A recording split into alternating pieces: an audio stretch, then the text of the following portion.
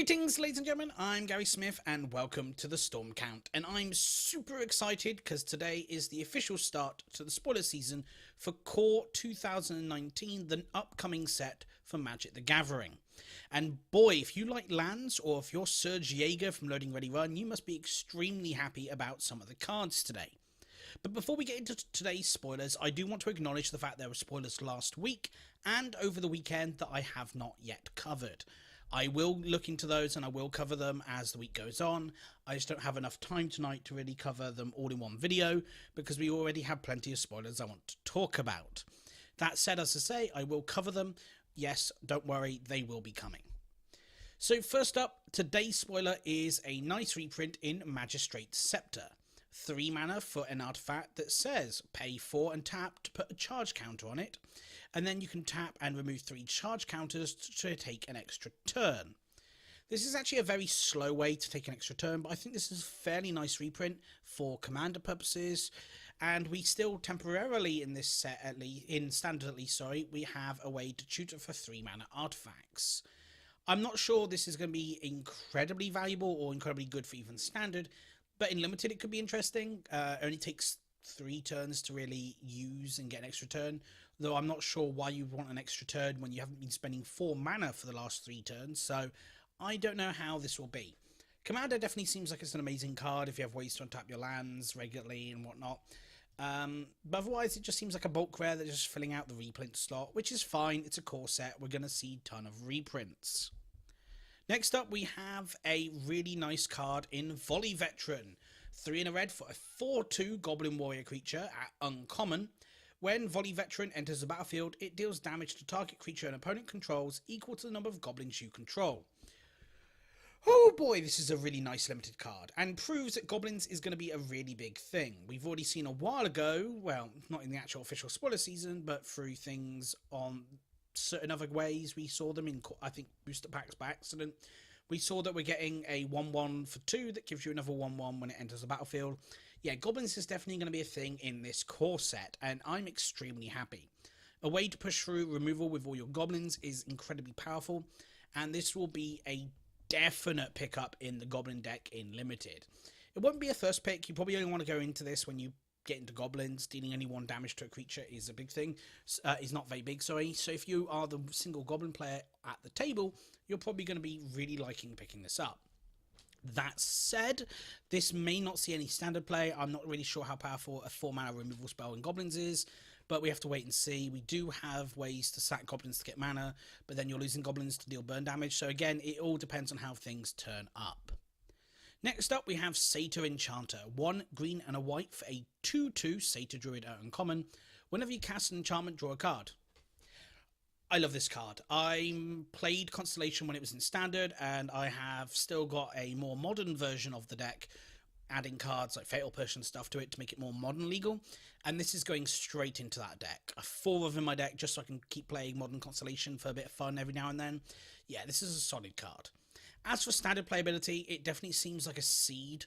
It plays well with the sagas, so that's good, but it definitely seems like it's more of a seed for a future upcoming set. Maybe we're going to go back to Fail soon. We do have a lot of cards that seem to want devotion and really reward you for devotion, and would be really good sets to have as the last step before rotation, or in the next core set, or whenever we get it. I honestly don't know if we're going to see Enchantress anytime soon, or Constellation anytime soon, or a big Enchantments themed set. Maybe one of the sets on Ravnica will have Constellation. We don't know, but what I do know is this seems like a very powerful card in the right environment. For limited though, it is 2 colours for 2/2 for 3 mana, and there isn't necessarily a whole lot of enchantments in this core set, though I could be easily proved wrong. Not a high pick in my opinion in limited, and in standard right now not that good either, but it definitely has long-term playability if we see more enchantments in future. Next up we have Elvish Clancaller. Green for a 1/1 at rare, an elf druid.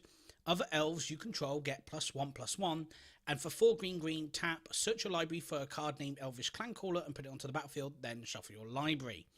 This is a brilliant card for the elves deck that I fully expected to see being coming into the format with all the elves we'd already seen, and with Marwyn, Was it Marwyn, the nurturer that cares about other you playing elves? Yeah, it was definite we were going to be getting more elves. Elves definitely seems to be an archetype they want to push at the moment, along with goblins. And while I don't know if elves will reach tier 1 in the standard, it's definitely good for limited and maybe even modern. This is a pretty good way. A lord that can fetch other lords, pretty good way to push through damage. That said, this does think for standard that the other elves decks have in modern, but standard elf decks lack, and that's a way to pump your entire team easily and repeatedly as a mana sink. And the fact that this is the lord that turns into a mana sink that finds you another lord, and next turn you find your final 2 lords, yeah, pretty damn powerful. Next up, we have Dark Dweller Oracle. 1 and a red for a 2/2 Goblin Shaman at rare. 1, sacrifice a creature, exile the top card of your library. You may play that card this turn, but you still have to pay its mana cost. And you can play a land this way only if you have a land to play this turn. This is a brilliant card for the Goblins deck, and it definitely seems like they're pushing Goblins to try and be standard playable at the very least. But even in limited, this is bonkers. Being able to sacrifice a creature like a goblin token that's no longer fulfilling any purpose to maybe try and hit burn spells to finish your opponent off, or hit one of your bigger goblins like, I don't know, Siege Gang Commanders, definitely seems like a brilliant card. Combine this with all the other goblin support we've already got in the form of Goblin War Chief, or Goblin Chieftain, I don't know which one it was. But yeah, no, this is a brilliant card. Solid and limited as it helps you filter through to your bombs. And, you know, in limited, especially where you're going to be having a bunch of dead cards and a flood of mana, this helps you get rid of cards that are no longer affecting the battlefield to find ones that will.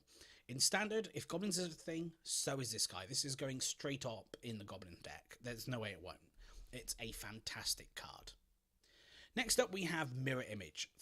2 in a blue for a shapeshifter creature uncommon. It's a 0/0, and you may have it enter the battlefield as a copy of any creature you control.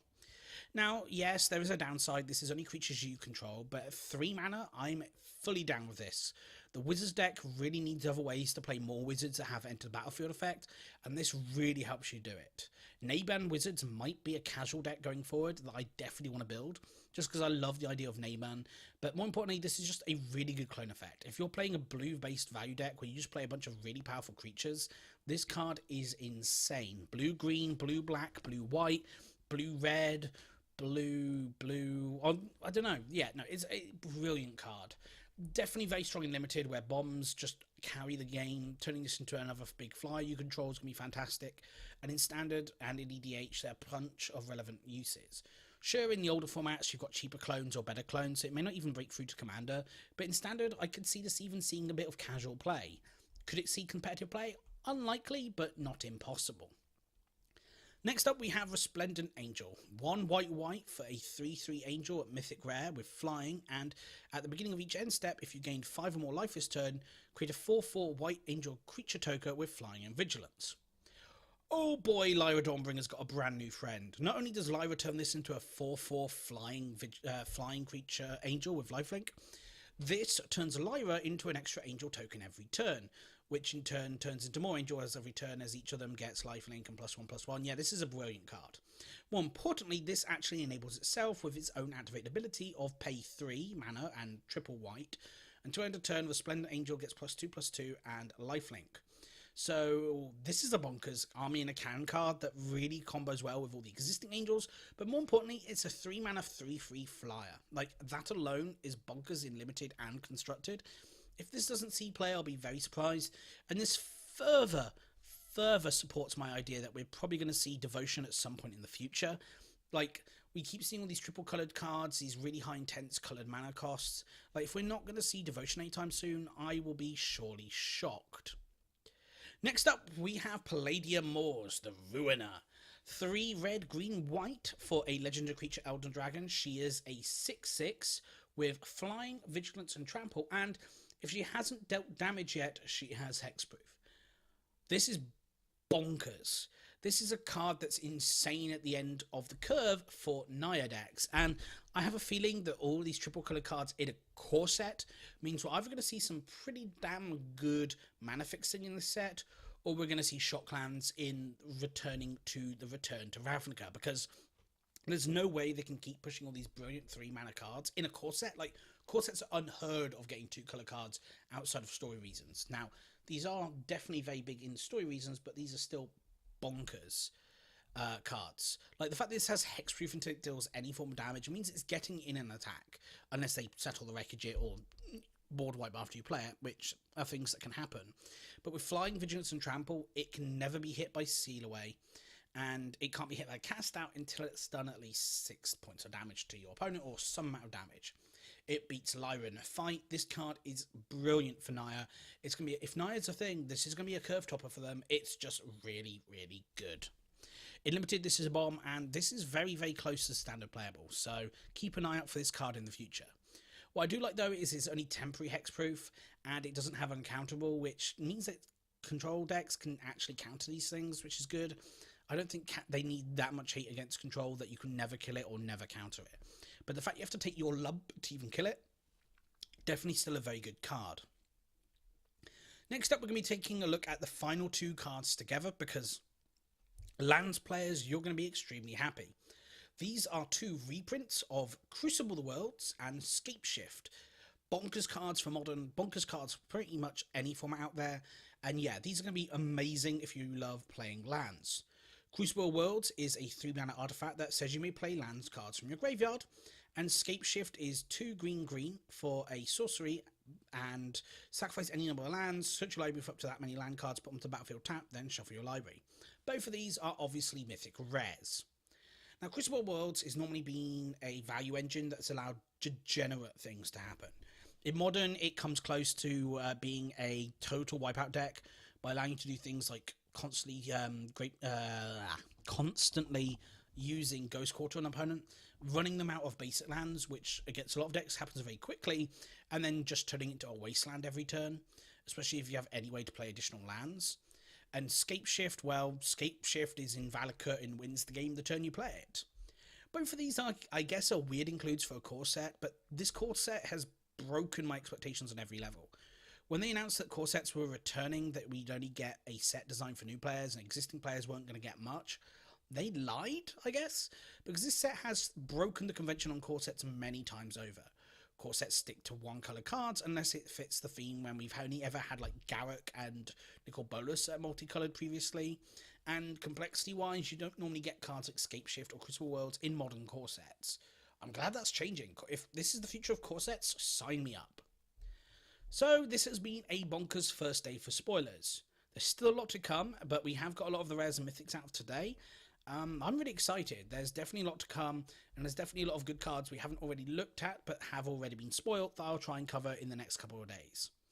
So thank you very much for watching, guys. Hopefully you enjoyed this video. Please let me know what you think of this set below, but also let me know what you think of this video. Help me improve, and if you want to see more, don't forget to like and subscribe.